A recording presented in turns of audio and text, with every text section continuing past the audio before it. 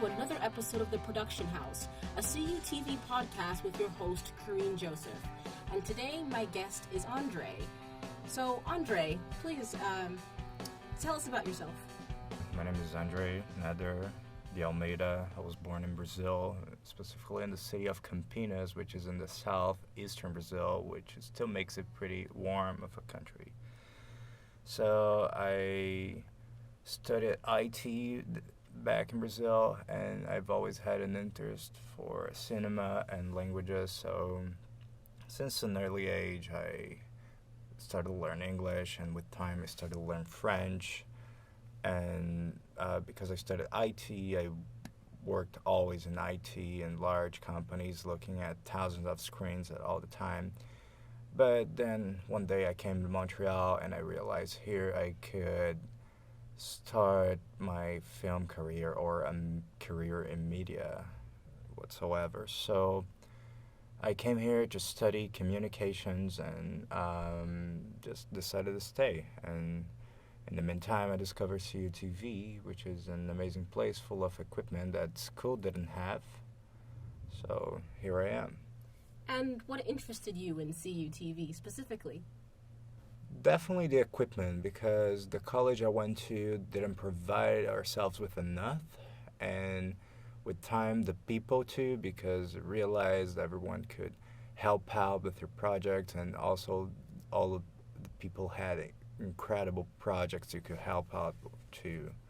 So I would just follow along. I would just be naturally interested because the projects were interested and the people were passionate about it. And with time, you have projects that you're passionate about yourself, and you get them interested about it too, and you just make it come true. And out of all the projects you've done, can you tell us about one that you've completed recently? I don't really have anything in mind apart from the archives, because that's what I do mostly at CUTV. Because right when or even before I finished my studies, I was offered an internship here to do the digital archives from the tapes we had since 1969, and we get to know those people who used to be around here 20, 30 years ago doing projects similar like we do. And for this project, I was also able to do a bit of merchandising and a bit of prom. So I would do graphical work and also some video work, editing, only to promote the archives of CUTV, to get people interested about it and people wanting to see it.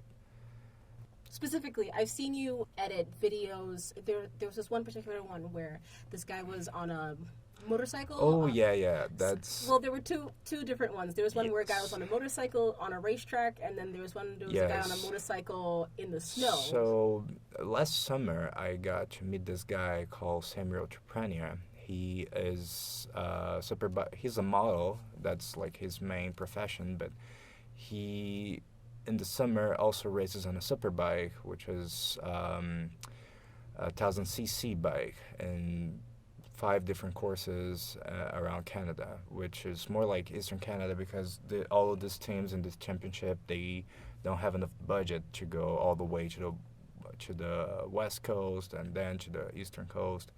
So they mainly stick around Ontario, Quebec, and Nova Scotia. So I was following him and his team on this 5 tracks. 3 of them are in Ontario, 1 was in Quebec, and 1 of them was in Nova Scotia, which was a really beautiful place to visit. And I would be just filming him and help to tell his story, growing as a super biker. And it was really incredible to see it, because I admired racing for all my life. My father used to wake me up on Sunday mornings to watch the F1. He took me to watch the F1 in person once or twice as a kid, and even though I was only 2 years old, his favorite driver died on the track, and all the country felt that pain, and I kind of remember that, even though I couldn't even remember eating sand, because that's what you do when you're 2 years old. And I was just like passionate about the project, and it was good like to see this guy in Canada racing on as what could be considered as a small championship, and it's still competitive, and he was growing so well in this championship. He took a 10th or 15th place in the first race, and in the last race he was already second place. So his growth in it, like he learned really fast, and I since it makes me want to jump on a motorcycle and race myself. Like also then I did a little promotion video with him, which I'm still editing, and I'm still doing some VFX, the whole post production, which we just took his mountain bike, and so we mainly merging his model side with his racer side. So he was basically dressed in a tuxedo, racing on this dirt bike on a dirt road in the winter. So the visuals are amazing, and we took a bunch of smoke grenades, and we just worked out like a really nice shot. We took a drone. We did some really nice aerial shots. I was also like basically mounted backwards on a snowmobile with a gimbal on my hands and like filming him on a motorcycle to just get nice stable shots, and it was an amazing experience. Like it really makes you feel like you're growing as a videographer, as an editor, and so on. Would you say that you prefer more action style videography? Yeah, I do love action style videography because it makes you proud of seeing what you've done. Like it makes people feel the action when you edit well, and then you synchronize with the song that makes just people like feel like the scene's real, like there is a real tension going on. Right. I remember when I was a lot younger, I used to make these little AMVs, which stand for those that don't know, they stand for anime music videos. And so basically you would take pre-made clips and you would edit them to a song.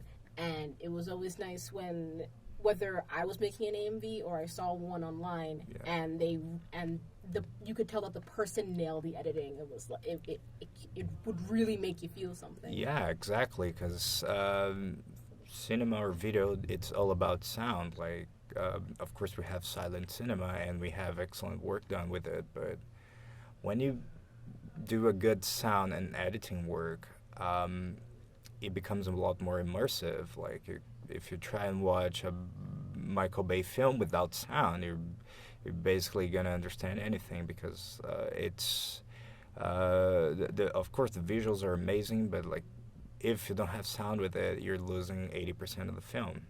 How long would you say you've been involved in film production?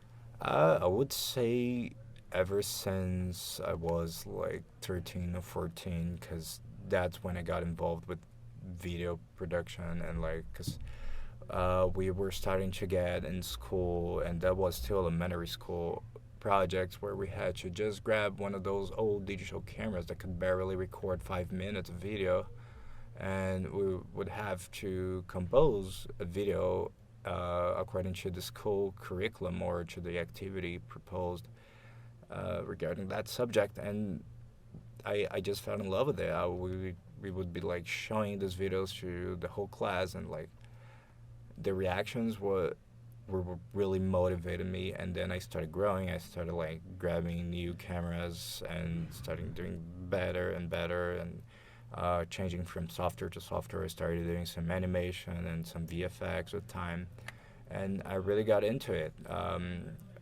But also at the time I was like getting a lot into computers, and if you know any bit about the Brazilian industry right now, like it's really huge on information technology there. So I fell into it. I was offered a really good internship when I was still in high school. I took it, and I just started working on information technology for a real long time. But I always wanted to go into cinema. I always wanted to go back into that feeling like you're showing out your work and people are actually enjoying it.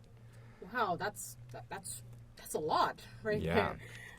So given like what you know, what would you say is your favorite part of the medium, and what part brings you the most frustration? The best part of the medium would definitely be seeing not your work done, but how people react to your work.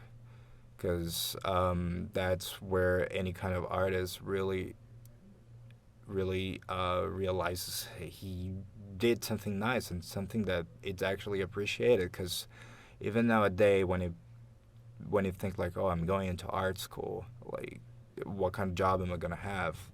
So I remember the scene from Doctor Who when they take Vincent van Gogh to his own exhibition in the future, and he just gets mesmerized for what he's seeing, how the people are reacting to his works, and it's basically that, like, 'cause sometimes you do it for yourself, but you don't realize how nice your work is until other people see it, and it's just fantastic when you get reactions. And of course, you have critics too, like, so this way you can just improve your work. And sometimes what frustrates me, it's the doing of the process, like, because it takes a long time, it takes a lot of effort, it's easy to burn out sometimes when you're trying to achieve a certain effect or a certain level that you're not being able to. But that's also good because it's part of the apprentice curve. It's like what takes you to the next level. It's what makes you learn and what makes you want to learn more. Would you say you take a lot of inspiration from Doctor Who specifically, or No, I just remember these scenes specifically.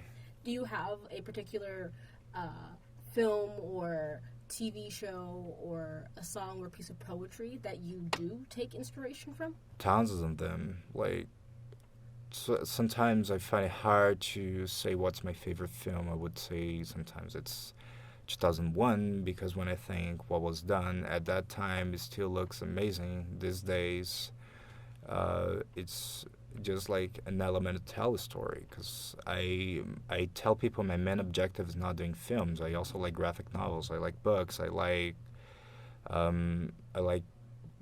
podcasts too. But I feel like the best way to tell a story nowadays, it's still film, even though the video games industry has grown so much bigger than the film industry, and it's proven to make a lot more money than it, and all the time we're getting more and more gamers interested in games with excellent stories like The Last of Us, Horizon Zero Dawn, and so on. But video games, they take a lot of investment and a lot of time.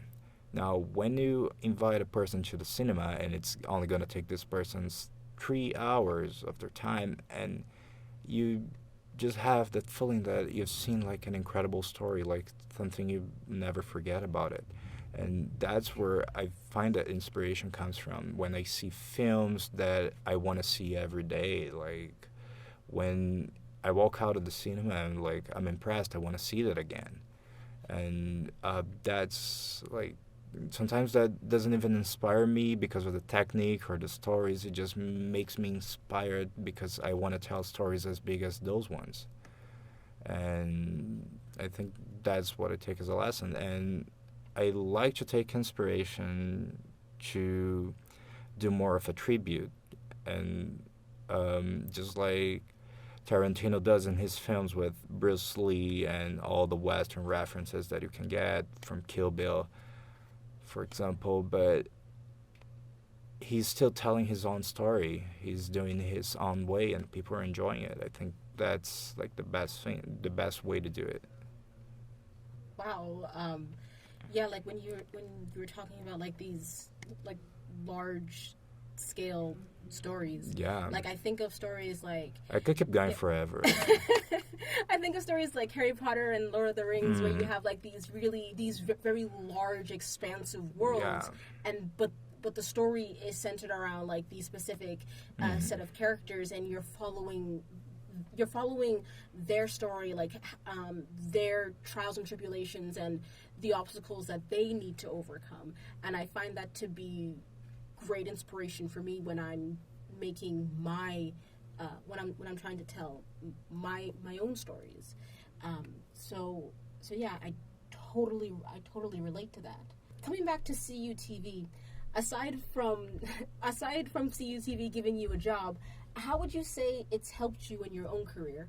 The people here are very supportive, like not only by offering projects or by helping you out in your projects, but just by simply looking at it and giving a honest opinion. And I don't want to mention the amount of equipment we are provided and like the workshops and so on we are provided. And I teach nowadays workshop on Photoshop, which I really like doing because teaching is something I love doing. Back in the time working in IT, I had the chance to teach kids on Lego robotics, and I fell in love with it. And I'm not anything of an engineer, but I love that program, and I'm still trying to get back to it because Legos everywhere and so on. But at CUTV, you just feel like you want to be here more than school because you feel like sometimes you can learn more here because part of the learning is actual doing, and here you have the opportunity to do stuff.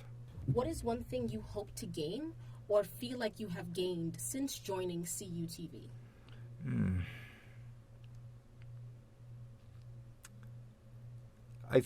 Definitely feel like I have gained experience and knowledge in general, be it on cinematography, be it on just on relationships, because eventually if you want to work in the business, you need to build work relationships. You gotta know how to work with people because this is creative work, and people have different notions of creations. People have different ideas, and you have to learn how to converge this thinking into building a good piece, because often you're gonna see these huge productions in the cinema. They have like one director being strained by 18 producers, and at the end you see a really bad film, and that's because like they're telling him to do and not do stuff all the time. And slowly, if you learn how to